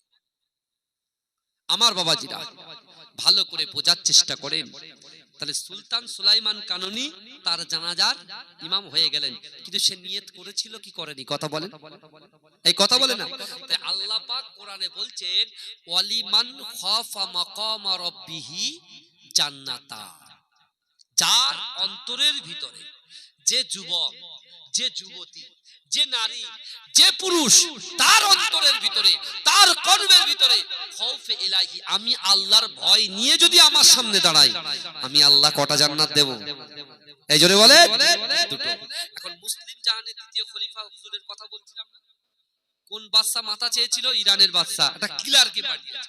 এখন সেই কিলার এসেছে, সে মনে মনে ভাবছে একটা জামানার খলিফা, সেই খলিফার বাড়ি হবে বিশাল বাড়ি, হ্যাঁ, তার প্রচুর পাহারাদার থাকবে, বাউন্সার থাকবে, বুঝতে পারছেন না? এবং বিশাল বড় বড় অট্টালিকা থাকবে, তার হাই সিকিউরিটি থাকবে। এখন সে ব্যক্তি এসছে, এসে দেখছে কি ব্যাপার, মদিনার জমিনে একটাও বড় পাকা বাড়ি নেই। সে খুঁজছে, তো একটা লোককে জিজ্ঞাসা করছে, বলে এখানে সে আমিরুল মুমিনিন ওমরের বাড়ি কোথায় বলো তো? হ্যাঁ, খেজুর পাতার ছাউনির বাড়ি, চারখানা বাড়ি পরপর আছে। এই যে যাকে জিজ্ঞেস করেছে সে বলছে ওই দেখেন, ওই সোজা দেখতে পাচ্ছেন, এই চারটে বাড়ির মিডলে ওটাই হচ্ছে আমাদের মুসলিম জাহানের দ্বিতীয় খলিফা হযরত ওমর হুজুরের বাড়ি। জোরে বলুন, এই জোরে বলবেন না সুবহানাল্লাহ। এ তো অবাক, এ তখন বলছে রিল্যাক্স হয়ে গেছে, বলে তো আমার তো এর কাছে পৌঁছানো তো কোনো ব্যাপারই না, হ্যাঁ, আমি যাব, কলা নেব, ডাইরেক্ট ইরানের বাদশার কাছে যাব, হাফ রাজত্বের মালিকানা আমার হয়ে যাবে। বুঝতে পেরেছেন না? এই এখন টুকটুক করে এগোচ্ছে, যে এগোচ্ছে মাত্র ওমর হুজুর ঘরের বাইরে চোখটা বুজিয়ে শুয়ে আছে। পিছন থেকে জঙ্গল থেকে একটা বাঘ, সে যখন তার পিছু ধরেছে, এ পিছনে যেই ঘুরেছে দেখছে একটা বিশাল বড় বাঘ। ও তখন বলছে, খুব আনন্দ করছে নিজেকে, ও বুঝতে পারছে সামনে একটা গাছ আছে, আমি ওই গাছে উঠে পড়বো, হ্যাঁ। আর যেহেতু বাঘ তো ধরবে কাকে? ওমর হুজুরকে ধরবে। ওমর হুজুরকে যেই বাঘ ধরবে, আমার আর কিছু মারতে হলো না, আর কেউ আমাকে, আর যখন বাদশার গায়ে হাত দেবো মানে কি, তার প্রজারা ঠিক চলে আসবে। তো অর্থাৎ বাঘ যখন গিয়ে খেয়ে নেবে, যেখানে খাবে সেখান থেকে মাথাটা নিয়ে আমি ইরানে চলে যাব, আমার রাজার কাছে ওমর হুজুরের মাথাটাকে দিয়ে দেবো, দিয়ে দেওয়ার পরে আমার উপর হুকুম দিবে, আমি চলে যাব, সারা জীবন ইয়াস রিল্যাক্সের মধ্যে থাকবো। আমার ভাইরা, আল্লাহ বলছে বান্দা বিসমিল্লাহির রহমানির রহিম ওয়াসারিউ ইলা মাগফিরাতিম মির রাব্বিকুম ওয়া জান্নাতিন আরদুহাস সামাওয়াতু ওয়াল আরদ উইদ্দাত লিল মুত্তাকিন। জোরে বলুন না সুবহানাল্লাহ, এই জোরে বলবেন না সুবহানাল্লাহ। আমার আল্লাহ বলছেন বান্দা ইন্নাল্লাহা লা ইউগাইয়িরু মা বিকওমিন হাত্তা ইউগাইয়িরু মা বিআনফুসিহিম, যে কওম নিজে পরিবর্তন হবার চেষ্টা করে না, ওই জাতি ওই কওমকে কখনোর জন্য পরিবর্তন ঘটায় না। যে যুবকটা ওমর হুজুরের মাথা আনতে এসেছিল, ও ছিল কি? ইহুদি। কে ছিল? ইহুদি ছিল। সে গিয়েছে, ও কি করেছে? গাছের উপরে উঠে পড়েছে। বাঘ কি করছে জানেন? বাঘ গিয়ে ওমর হুজুর শুয়ে আছেন, রাউন্ড কাটছে, গোল করে করে ঘুরছে। যখন ঘুরছে পায়ের একটা আওয়াজ, বাঘের গায়ের একটা গন্ধ দেখে হাদিস শরীফের মধ্যে এসেছে, ওমর হুজুর কি করেছে জানেন? চোখটা খুলে দেখতে পাচ্ছেন বাঘ ওমর হুজুর উঠে দাঁড়িয়েছে, দাঁড়িয়ে বাঘটাকে এত জোরে ধমক দিল, বলে যাও তোমার গন্তব্যস্থলে তুমি চলে যাও। যেই বলেছে, সত্যি সত্যি কি আশ্চর্য, হ্যাঁ।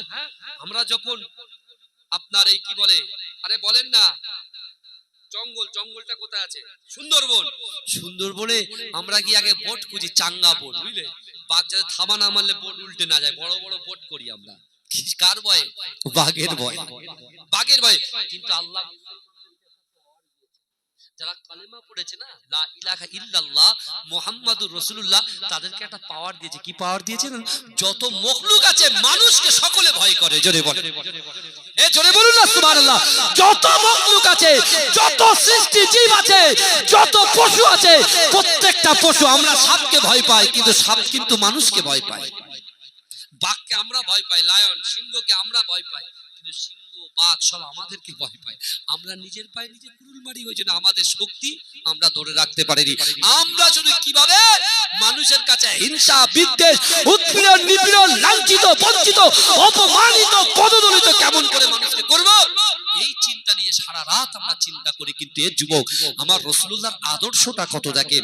হযরত ওমর হুজুর যখন বাঘকে ইশারা করে বলে যাও তুমি তোমার গন্তব্যস্থলে চলে যাও, ওমর হুজুরের কথা শুনে বাঘ ভয়ে লেজটা গুটিয়ে সোজা জঙ্গলের দিকে চলে গেল। জোরে বলবেন না? ওপরে ইহুদি দেখে তো মাথা খারাপ, ও কি করেছে, দাম করে লাফ কেটে একদম ওমর হুজুরের সামনে পড়েছে।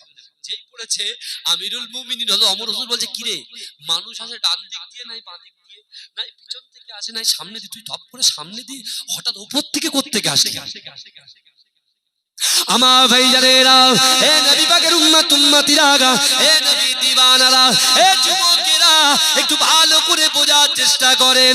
আমিরুল মুমিনিন হযরত ওমর ফারুক রাদিয়াল্লাহু তাআলা আনহু যখন তার মুখ দিয়ে বললেন তুই উপর থেকে কিভাবে আমার কাছে আসলে, বলছেন না না না ও আমর, না না না, সব কথা পরে হবে, সব কথা পরে হবে, আগে আপনি আপনার হাতে হাত দিয়ে আমি গুনাহগারকে কলেমা পড়িয়ে মুসলমান করে দেন। যদি বলেন আগে আপনি আমার হাতে হাত দিয়ে কলেমা পড়ে মুসলমান বানান, তারপরে কথা হবে। তো ওমর হুজুর বলে দাও হাতটা দাও, আশহাদু আল্লা ইলাহা ইল্লাল্লাহ ওয়া আশহাদু আন্না মুহাম্মাদান আবদুহু ওয়া রাসূলুহু, কলেমা পড়েছে। বলে কি হয়েছে বলো? দরবারে নিয়ে গেছে, দরবারে নিয়ে মেহমানদারি করছে। আর ওই ইহুদিটা কাঁদতে কাঁদতে ওমর হুজুরকে বলছে ইরানের বাদশা আপনার মাথাটাকে নেওয়ার জন্য আমাকে পাঠিয়েছিল, কিন্তু আমি এসে দেখছি যে মুহাম্মাদকে আপনি বিশ্বাস করে কলেমা পড়েছেন, সেই মুহাম্মাদের গোলামের পাওয়ার যদি এতটা হয়, তাহলে গোলামের যে সেট তার পাওয়ারটা কতটা হবে? এজন্য বলবেন না আমার ভাইজানেরা, এ নবী পাকের উম্মত উম্মতিরা, এ নবী দিওয়ানারা, একটু ভালো করে বোঝার চেষ্টা করে। এই পৃথিবীতে আমরা কেউ বাঁচবো না, আমাদেরকে চলে যেতে হবে। আমাদের সন্তান সন্ততি বিবি বাল বাচ্চা অর্থ সম্পদ ত্যাগ করে যেতে হবে। এ যুবকেরা, আমাদের সঙ্গে গাড়ি যাবে না, আমাদের সঙ্গে বাড়ি যাবে না, আমাদের সঙ্গে কোনো রাজত্ব যাবে না, আমাদের সঙ্গে কোনো বন্ধু যাবে না, আমাদের সঙ্গে কোনো বান্ধবী যাবে না।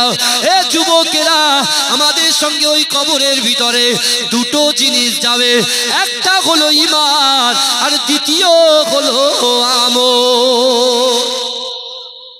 এই কথা ঠিক না? একটা ঈমান যাবে আর দ্বিতীয় আমল যাবে, একটা ঈমান যাবে দ্বিতীয় আমল যাবে। তাহলে বডি থেকে রুহু বেরিয়ে গেলে ওই বডিটা হয়ে যায় লাশ। আর আজকে আমাদের ওঠা বসা খাওয়া পড়া চাল চলন যা কিছু সব বডির জন্য, আত্মার জন্য কি দিয়েছে? আমার ভাইজানেরা, এ নবী পাকের উম্মত উম্মতিরা, এ আমার আম্মা জানো বোনেরা, আত্মার খোরাক হলো কোরআন তেলাওয়াত, আত্মার খোরাক হলো আকিমুস সালাত, আত্মার খোরাক হলো পিতামাতার মুহাব্বত, আত্মার খোরাক হলো বড়দেরকে সম্মান করা, ছোটদেরকে স্নেহ করা। এ যুবকেরা, এ নবী পাকের উম্মত উম্মতিরা, যে কোরআন তেলাওয়াত করবে, যে নামাজ আদায় করবে, যে রাসূলুল্লাহকে মুহাব্বত করবে, ভালোবাসবে, এ যুবকেরা, আল্লাহর কোরআন বলছে ওয়ালিমান খাফা মাকামা রাব্বিহি জান্নাতান। এ বান্দা, আমি আল্লাহ তোমাদেরকে জানিয়ে দিলাম, যার কলিজার ভিতরে আল্লাহর ভয় থাকবে, আর আল্লাহর ভয় দিয়ে আমি আল্লাহর সামনে যদি কোনো বান্দা দাঁড়িয়ে যায়, আমি আল্লাহ পাক তাতে দুটো জান্নাত দেব। এ যুবকেরা, মুসলিম জাহানের দ্বিতীয় খলিফা আমিরুল মুমিনিন হযরত ওমর ফারুক রাদিয়াল্লাহু তাআলা আনহু জামানায় একজন যুবক ছেলে ছিল, যে যুবক ছেলেটা দৈনন্দিন একটা রুটিন করেছে। কি রুটিন করেছে? সে সারা দিনে কি কর্ম করবে, সারা দিনে কি আমল করবে, সারা দিনে কি কাজ করবে। এ যুবকেরা, এ নবী পাকের উম্মত উম্মতিরা, ওই যুবক ছেলেটা এমন করে চিন্তা করে, না না না না না, 5 ওয়াক্ত নামাজ আদায় করব, নামাজ আদায়ের পরে যে সময়টুকু পাইব আল্লাহর কোরআন তেলাওয়াত করব, আল্লাহর কোরআন তেলাওয়াত করার পরে যে সময়টুকু পাবো আমার পিতা মাতাকে খিদমত করব। জোরে বলেন, এই কত সুন্দর রুটিন বলেন তো। অসুবিধা হচ্ছে নাকি? এই কারো সমস্যা হচ্ছে? তকবীর দান তো দেখি, নারে তাকবীর, নারে তাকবীর। মাসলাকে মুজাদ্দিদ জামান, মুজাদ্দিদ জামানের হক সিলসিলা, নারে তাকবীর, নারে তাকবীর। আমার প্রিয় ভাইজান হুজুর আসবেন, পীরজাদা আলহাজ তামিম সিদ্দিকী ভাইজান হুজুর কেবলা, তাই তো? হুজুর আসবেন তো নাকি? হ্যাঁ, আসবে না? কেন? বাংলাদেশ তাহলে কে আসবে? আচ্ছা আচ্ছা, ঠিক আছে। যাই হোক আমার ভাইরা, ভাইজান না, হ্যাঁ এই সময় বাংলাদেশে থাকে। যাই হোক, বিশ্ব নবী রাসূল সাল্লাল্লাহু আলাইহি ওয়াসাল্লামের সেই সাহাবা, সেই সাহাবার কাছে একজন যুবক সে ঠিক করেছে যে না, আমি কি করব? কোরআন তেলাওয়াত করব, নামাজ পড়ব, পিতা মাতার খিদমত করব। জোরে বলে। ভাই, পিতা মাতার খিদমতের কথা কি কোরআন নেই মনে করেছেন? আছে। আল্লাহর কোরআন বলছে, ফালা তাকুল্লাহুমা উফিউ ওয়ালা তানহারহুমা ওয়া কুল্লাহুমা কওলান কারীমা। জোরে বলুন না, এজোরে বলা যাবে না। পিতা মাতার সঙ্গে যে বেটা বিয়াদবি করেছে তার আমল মাইনাস। এই ভালো করে শোনে, বিশ্ব নবী রাসূলুল্লাহ তার মায়ের পেটে থাকাকালীন বাপকে হারিয়েছে, 6 বছর বয়সে মাকে হারিয়েছে। এই বুঝতে পারছেন? সেই রাসূল 8 বছর বয়সে পাহাড়ের পাদদেশে অঝর নয়নে কাঁদছে। যে আবু জেহেল কাফের, সে আবু জেহেল রাস্তা দিয়ে হেঁটে হেঁটে আসছে। আল্লাহর রাসূলকে কান্নারত অবস্থায় দেখে থাকতে না পেরে রাসূলকে জড়িয়ে ধরে মুখে চুমা খেয়েছে। জোরে বলে। শুধু চুমা খায়নি, কি করেছে জানেন? শুধু চুমা খায়নি, তিনি তার ঘোড়ার পিছনে, তার পিঠের পিছনে ঘোড়া যখন বসিয়ে দিয়েছে আর ঘোড়াকে চাবুক মারছে, চল চল চল চল। ঘোড়া আল্লাহকে বলছে, আল্লাহ হবে না, আপনি আমার জবান খুলে দেন, আর আবু জেহেলকে বোঝার ক্ষমতা দেন। ভাই, পিঁপড়ে আমাদের যদি কামড়ায়, পিঁপড়েকে যদি মারি, পিঁপড়ে আমাদের মারি, ক্ষমতা আছে আমাদের বোঝার? এই কথা বলেন না। কাঠ পিঁপড়ে কামড়ায়, আমরা কি করে? সাথে সাথে একদম ডলে দিই, এক চান্স। বলতা কামড়ায়, এক চান্সে ডলে দিই, বুঝলেন? আবু জেহেল যখন রাসূলুল্লাহকে পিছনে বসিয়ে, তার পিছনে ঘোড়া বুঝতে পেরেছে তো আমার সাল্লাকা ইল্লা রাহমাতাল লিল আলামিন, হ্যাঁ, সেই রাসূলকে আবু জেহেল আমি যাব, ও আমার দ্বারা অসম্ভব। আল্লাহকে বলছে, আল্লাহ আমি মরে যেতে রাজি আছি, সামনে এগোতে রাজি নয়। জোরে বলুন। একটা পশু চিনল বাঘ, আজকে আমরা আমার রাসূলকে চিনতে পারলাম না। আমার রাসূলুল্লাহ সংকল্প কি ছিল? তার উম্মত নামাজ পড়ে, তার উম্মত রোজা রাখে, তার উম্মত পিতামাতার খিদমত করবে, তার উম্মত বাজে সঙ্গ ছাড়বে, বাজে কাজগুলো ছেড়ে দেবে, সগীরা কবিরা গুনাহ করা ছেড়ে দেবে, সুদ ছেড়ে দেবে, হারাম ছেড়ে দেবে, জুয়া ছেড়ে দেবে, ব্যভিচার ছেড়ে দেবে, জিনা ছেড়ে দেবে। আচ্ছা, যারা জিনা করেছে, আচ্ছা যারা সুদ খেয়েছে, আচ্ছা যারা খারাপ কাজে লিপ্ত হয়েছে, তো তাদের কি কোনো ক্ষমা নাই মনে করেছেন? এই যারা আজ পর্যন্ত নামাজ পড়েনি, তাদের কি ক্ষমা হবে না মনে করেছেন? ক্ষমা আছে। কোথায় আছে? কোরআনে আল্লাহ বলে দিয়েছে, কি বলেছে? ইয়া আইয়ুহাল্লাযীনা আমানু তুবু ইলাল্লাহি তাওবাতান নাসুহা। আল্লাহ বলছে, বান্দা তুমি যদি তওবার মতো তওবা করো।